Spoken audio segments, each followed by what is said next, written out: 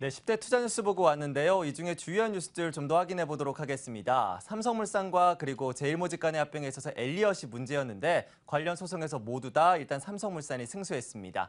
이 덕분에 삼성물산 측에서는 이제 국민연금만 자신들과 함께 해주게 된다라면 앞으로 합병은 성공적으로 진행될 것이다 라면서 확신하는 모습을 드러냈습니다. 앞서 삼성 수요 사장단 회의에 참석한 삼성물산의 김신 사장은 국민연금이 좋은 쪽으로 결론을 내줄 것이다 라면서 기대감을 드러냈는데요. ISS의 반대는 합병에는 큰 영향을 미치지 않을 것으로 일단은 안도하는 목소리를 내놨습니다. 오늘 아침에 있었던 김신 사장의 발언 저희가 영상으로 준비했는데요. 화면으로 먼저 확인해 보시죠. 국민연금 부분은 저희는 긍정적으로 생각하고 있습니다. 결국은 국민연금도 투자자니까, 장기 투자자니까, 단기 투자이고 장기 투자가 약간 좀 성격이 다르다고 생각하는데, 장기 투자자로서 합병의 결과가 과연 저희가 얘기하듯이 시너지를 내고 삼성물산이 새로운 성장축을 가질 수 있느냐라는 부분을 가지고 고민들을 하시는 것 같아요. 그래서 필요한 자료도 저희가 드리고 있고, 아까도 말씀드렸지만 저희 내용만 그쪽에서 보고 판단하시지는 않을 거고요. 여러 가지 증권사 애널리스트 리포트라든가 본인 내부적으로 여러 가지 밸류에이션 이런 것들 하시면서 종합적으로 판단을 하실 텐데, 저희는 하여튼 이 국민연금에서 필요한 요청하시는 자료에 대해서 성실히 지금 제출하고 있고, 또 저희가 생각하는 성장과 관련된 스토리가 확신을 가지고 있기 때문에 국민연금에서 현명한 판단을 하시리라 생각하고 있습니다. 자, 이어서 한국항공우주는 우주개발 중장기 계획을 수립하고 향후 매출 규모를 크게 확대하겠다라고 공언한 바가 있었는데요. 차세대 중형 위성 개발에 대한 우선 협상자로 선정돼서 기대감이 상당히 높습니다. 일단 본격적인 우주산업 분야로의 도약을 알렸다라는 판단입니다. 이번 중형위성 사업은 총 1조 원 규모의 사업으로 만약에 선정이 되게 된다면 KAI가 독자적으로 사업을 선정할 수가 있는데요. 2020년까지 독자 기술로 중형위성을 개발한다라는 목표를 가지고 앞으로 연구 개발에 나설 계획입니다. 한편 국제유가가 저점에 머물면서 친환경차에 대한 관심이 크게 줄었습니다. 미국에서도 올 상반기 동안 친환경차에 대한 판매가 크게 줄어들었는데요. 하지만 현대차의 소나타 하이브리드만이 4.2%의 전년 대비 판매 증가를 기록했습니다.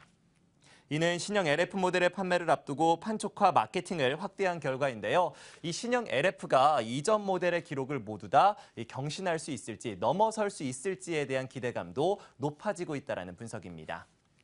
마지막으로 우리은행의 민영화 작업은 늦춰지고 있다는 소식입니다. 정부가 당초 7월 중에 민영화 계획을 발표하기로 했었는데요. 그간 우리은행의 주가가 너무 많이 떨어졌기 때문에 지금 매각한다면 오히려 손실을 볼 수 있다는 우려의 목소리가 나오고 있습니다. 이 때문에 정부가 우리은행의 매각 작업을 좀 더 늦춰야 한다라는 시각이 나오고 있는데요. 앞서 고려했던 투자자의 분산 매각 방식도 관련 법에 대한 규제와 그리고 이 매수 주체 자체가 적기 때문에 계획대로의 매각은 상당히 어려울 것이라는 분석이 나오고 있습니다.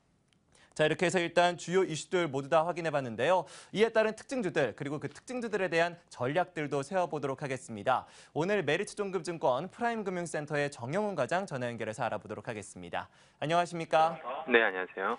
네, 일단 한국항공우주에 대한 이야기 들어보도록 하겠습니다. 앞으로 이 중형 위성에 대한 개발에 있어서 우선 협상 대상자로 선정됐다는 소식이 전해지고 있는데요. 주가는 오늘 약세를 보여주고 있습니다. 앞으로의 전략에 대해서는 어떻게 보시나요? 네, 우선 한국항공우주 같은 경우에 올해 굉장히 계속해서 주가가 좀 상승을 하면서 올해 1월 초 저점 대비해서 거의 100% 가까운 지금 주가 상승률을 좀 보여주고 있는데요. 지금 무엇보다 지금 실적 개선과 더불어서 그 향후에 좀 성장성이 좀 부각이 되면서 주가가 좀 지속적으로 좀 상승하고 있다라 좀 보시면 될 것 같습니다. 지금 2분기 영업이익이 한 전년 동기 대비해서 약 한 30% 정도 증가한 한 600억 원 정도 수준을 좀 기록할 것으로 그렇게 좀 예상을 하고 있고요. 이에 대한 부분이 이제 고정비 감소라든지 감소 등으로 인해서 생산 효율성이 좀 향상이 되면서 지금 실적 개선세가 당분간 좀 지속이 될 것으로 그렇게 좀 보여주고 있습니다. 그리고 무엇보다 지금 현재 주가가 계속해서 좀 가파른 좀 상승세를 좀 보이면서 밸류에이션이 다소 좀 부담스러운 그런 좀 시점까지 좀 올라왔습니다만 지금 항공우주 같은 경우에는 국내 유일의 그 완제기 제작사로서 이 국산 무기 개발 그 수요 증가에 따른 수혜가 좀 기대가 되면서 좀 주가가 좀 프리미엄을 좀 좀 부여하고 있다라고 좀 보시면 될 것 같습니다. 지금 뭐 연말에 그 정부의 그 MRO 그 클러스터 조성 사업이라든지 페루 등으로 좀 수출 그 모멘텀이 좀 부각이 될 수 있는 그런 좀 시점이기 때문에 지금 시점에서는 지속적으로 좀 조정 시 매수 관점 대응이 좀 유효한 시점이 아닌가 그렇게 좀 생각을 하고 있습니다. 네, 이어서 현대차에 대한 이야기도 들어보도록 하겠습니다. 미국 시장에서 친환경차의 매출이 크게 줄었는데 오히려 소나타 하이브리드만이 증가를 했다라는 이야기가 전해졌습니다. 근데 한편에서는 또 소나타 하이브리드가 워낙 안 팔렸기 때문에 소폭의 증가로도 일단 보일 수 있다라는 이야기가 전해지고 있는데요. 이번 실적에 대해서는 다소 의견도 엇갈리고 있습니다. 앞으로 현대차에 대한 전략에 대해서는 어떻게 보고 계시나요? 네, 뭐 현대차 같은 경우에는 지금 계속해서 지금 뭐 악재가 뭐 쌓여가고 있는 상황이다라고 좀 볼 수가 있겠는데요. 그렇지만 오히려 지금 시점에서는 장기적 관점에서 봤을 때는 오히려 저점 좀 분할 매수 관점으로 좀 접근이 필요한 시점이 아닌가 그렇게 좀 생각을 하고 있습니다. 지금 우선 현대차의 가장 큰 최근에 좀 악재 요인이라고 할 수 있는 부분은 지금 이제 2분기 실적 부진에 대한 좀 우려감이 좀 부각이 되면서 지금 뭐 13만 원을 좀 하회하는 그런 좀 모습을 좀 보여주고 있는데요. 지금 뭐 52주 신저가 부분까지 좀 하락한 상황인데 최근에 뭐 증권사들에서도 좀 목표 주가를 좀 하향하고 있는 그런 좀 모습을 좀 보여주고 있습니다. 뭐 잘 아시다시피 최근에 이제 현대차 같은 경우에 글로벌 판매가 좀 부진하게 나오면서 특히나 이제 중국 시장에서 크게 좀 위축이 되면서 시장 컨센서스를 좀 하회하는 그런 좀 실적을 좀 내놓을 것으로 그렇게 좀 보여주고 있고요. 그렇지만 지금 시점에서는 이제 상반기 어느 정도 현대차의 부진에 대한 부분은 주가에는 이제 충분히 좀 반영된 시점이 아닌가 그렇게 좀 보고 있습니다. 하반기에 뭐 현대차가 신차를 대규모 이제 신차들을 이제 출시할 것으로 그렇게 좀 보여지고 있고요. 상반기에는 뭐 신차 출시가 거의 뭐 좀 없는 상황이었기 때문에 현대차 같은 경우는 거의 뭐 하반기를 좀 이제 집중을 하고 있는 것이 아닌가 그렇게 좀 보고 있습니다. 지금 뭐 글로벌 주요 시장에서 신차가 본격적으로 지금 출시가 되기 때문에 하반기에는 좀 실차 모멘텀을 좀 기대할 수 있는 시점이 아닌가 그렇게 좀 보여주고 있고요. 하반기 같은 경우 현대차의 반격을 한번 기대해봐도 좀 좋을 만한 시점이 아닌가 그렇게 좀 보고 있습니다. 지금 현재 주가 수준도 PBR 0.6배 정도 수준까지 지금 하락해 있는 상황이기 때문에 지금 현대차의 현금성 자산이라든지 이런 뭐 중장기적으로 봤을 때는 이 자산 가치에 좀 주목할 만한 시점이 아닌가 그렇게 좀 생각을 하고 있습니다. 지금 시점에서 장기적 관점에서 분할 매수 접근이 좀 바람직한 시점이 아닌가 그렇게 좀 보고 있습니다. 네, 현대차는 하반기에 의미 있는 반등을 기대하고 계십니다. 뭐 연중으로 봤을 때 43%의 하락을 보여주고 있는 상황인데요. 장기적으로 봤을 때에는 저가 매수에 나서는 것이 좋겠다라는 이야기를 전해주셨습니다.